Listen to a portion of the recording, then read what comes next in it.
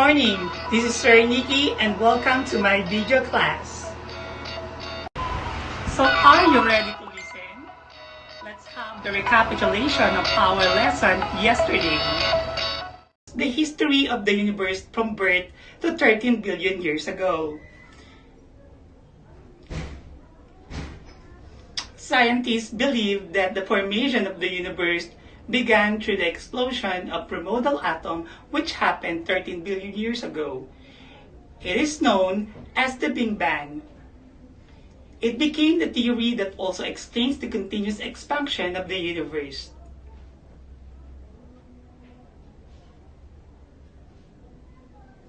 Right after the Big Bang, proton and neutron combined together to form light elements, the hydrogen and helium, in the process of Big Bang nucleosynthesis. Now, this table shows the bonding of particles to form light elements.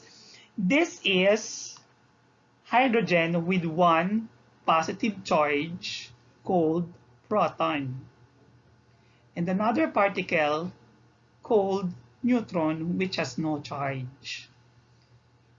Because of intensive heat, these two particles combine to form deuterium. If one neutron connects with deuterium, it will form tritium. Now, if deuterium, one proton connects with deuterium, it will form the helium-3. Now, in helium-3, there are 2 protons and 1 neutron. If one neutron connects with helium-3, it will form the helium. Today, we will focus on one of the wonderful things present in outer space, the stars. Although stars are millions of light years away from us, we can still see them twinkling in the night sky. Let's find out how they emit light and keeps them shining for a long time.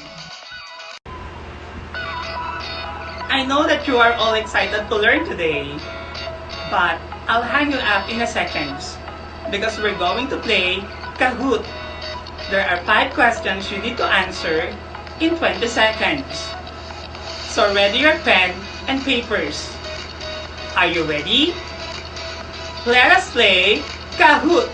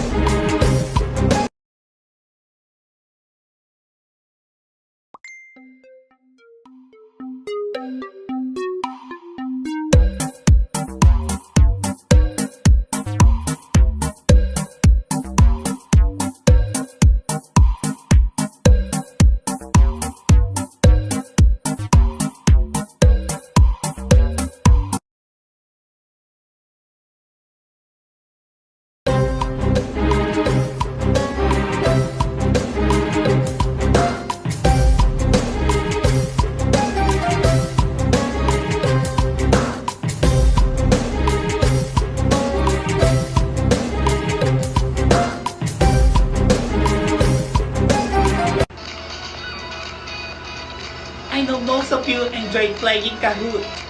You will discover the correct answer during our discussion. So listen very carefully. Class, so what do you mean by the word stellar? Very good. It means stars. I've read your mind. How about nucleosynthesis? Very good. Nucleosynthesis is the formation of elements in the center of stars. So if we combine the two words, it means stars and the formation of the elements in the center of the star. That's what stellar nucleosynthesis means. According to Sir Sagan, we are made of star stuff. So what do you mean by that? Yes, you have a point. That if we know how some important heavy elements were formed as a star, that may be a clue. Let's have a short activity. Answer this in 5 minutes. Based from the images, label the sequence of star life cycle.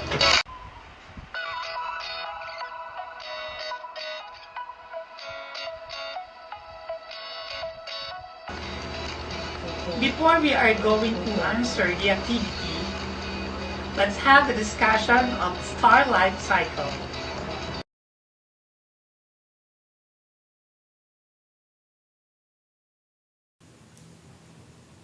It all started with a giant cloud of hydrogen gas and dust known as nebula.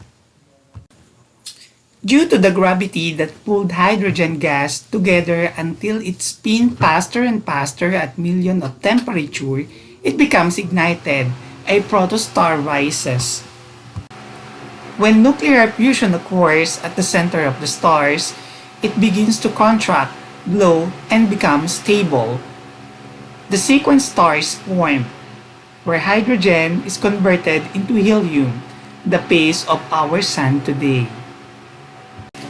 The largest known star is the super red giant. It is formed when a more massive main sequence star evolves, cools, and expands faster than low-mass star. Carbon fusion still occurs and oxygen formed. It will continue to expand until it explodes. The explosion is called the supernova. It releases large amount of energy. Elements are dispersed into the space. After the explosion of supernova, it will form neither neutron star or a black hole. It is believed that neutron star is formed from supernova explosion. This is the smallest star. A black hole is a region in space where gravity is too strong that no matter can escape from it.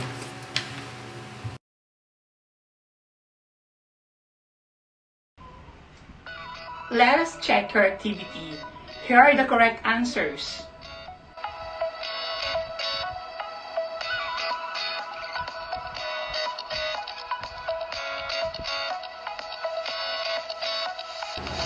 Answer the following questions in your papers.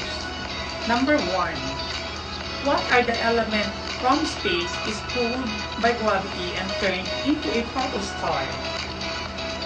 Number 2. What will happen if a low-mass main sequence star runs out of hydrogen fuel? Number 3. What do you think massive star has a shorter lifespan than the average star? Pass your answer in our Google Classroom. Let's have a group activity. Form 5 members and create another GC. You will do a digital advocacy campaign entitled The Star Life Cycle.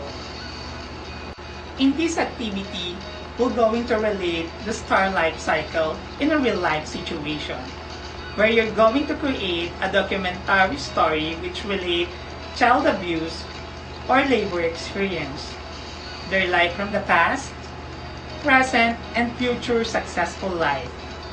Use Facebook or Twitter as your platform for your digital advocacy campaign.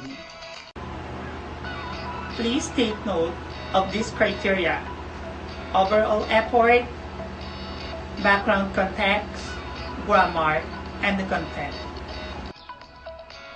And if you caught someone who is violating Republic Act 7610 or Special Protection of Children Against Child Abuse, Exploitation, and Discrimination, kindly report on the following numbers below.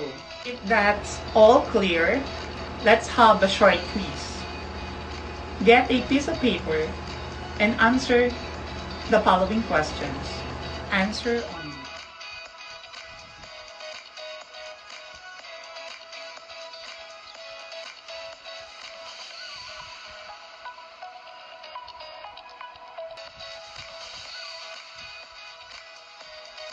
If you are done, be honest in checking your answer. Here are the answers.